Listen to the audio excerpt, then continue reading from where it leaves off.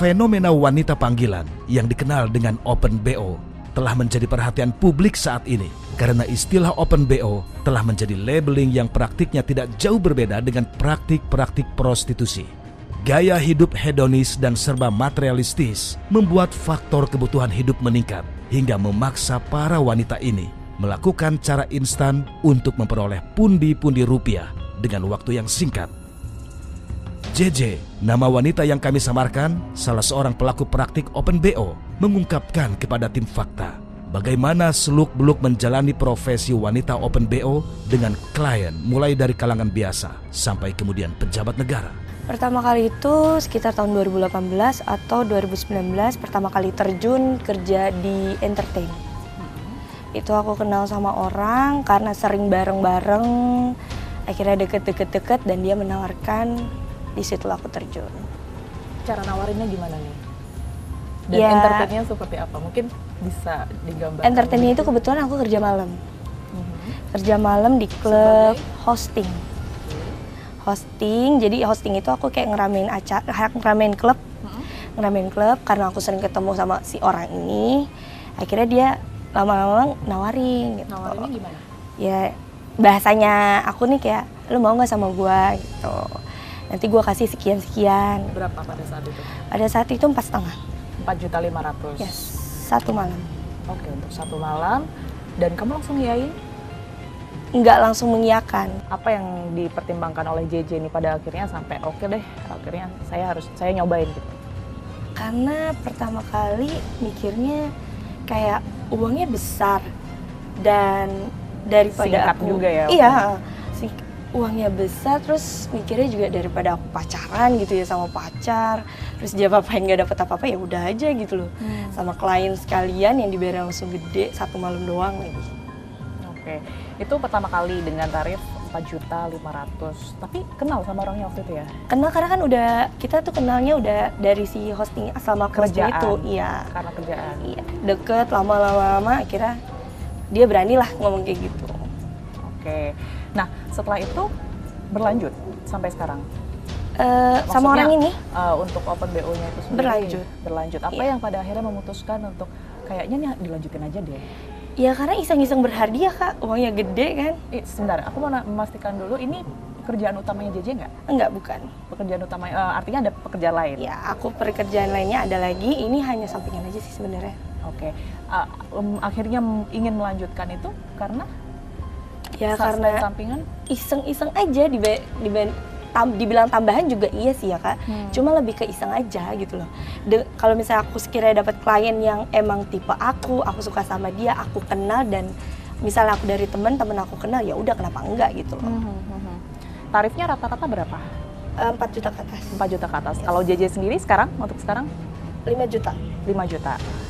Oke, aku juga pengen tahu dong, ini untuk mereka-mereka yang kemudian ini minta ya menawarkan diri, itu dari mana sih rata-rata? Pejabat ada, pengusaha ada, iya. Oke. Usianya? Tua-tua sih 40 ke atas. 40 ke atas. Yang pernah apa ya bareng sama JJ, pejabat juga pernah? Pernah. Pejabat di tingkat apa? DPRD. DPRD. Iya.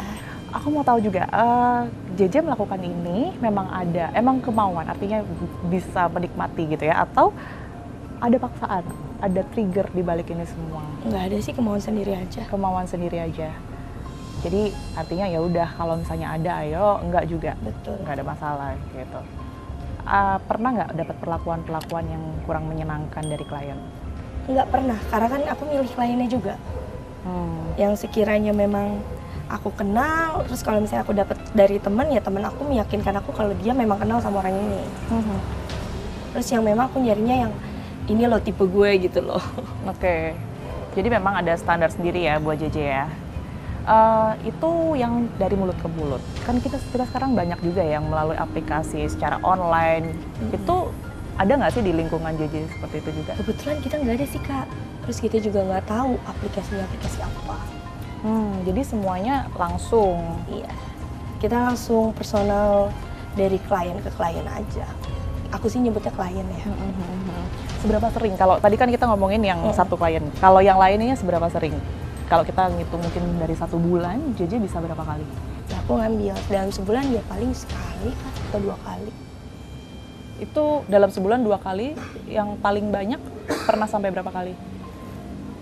5 kali ya Kak. Sekarang ini kan banyak juga kasus yang disoroti berkaitan, tapi ya bukan melulu mengenai Open BO, seperti salah satunya ada pesta seks di situ, kemudian juga ada kasus video porno beberapa minggu belakangan yang lagi disoroti. Ini mereka ini ada kaitannya nggak sih sama Open BO menurut JJ? Kalau menurut Dilihat aku, dari kasusnya aja ya. dilihat dari kasusnya kayaknya ada sangkut pautnya sama Open BO deh. Apa tuh maksudnya tuh adalah imbas atau cara lain? Imbasnya mungkin ya Kak, dari Open BO mungkin karena mereka satu perkumpulan kali ya, satu circle. Kalau aku kan memang satu grup tapi kita kan sendiri-sendiri gitu loh. Mungkin kalau mereka karena satu perkumpulan kali ya. Itu kan tadi ada tarif tuh 5 juta kalau dari JJ. Pernah semacam kayak dikasih fee tambahan sampai berapa kira-kira? Oh pernah. Kira-kira? Pernah sampai 12 juta tapi itu keluar kota. Oh, keluar kota. Iya. Untuk berapa hari berarti? Waktu itu ke Surabaya sekitar 2 hari. 3 hari.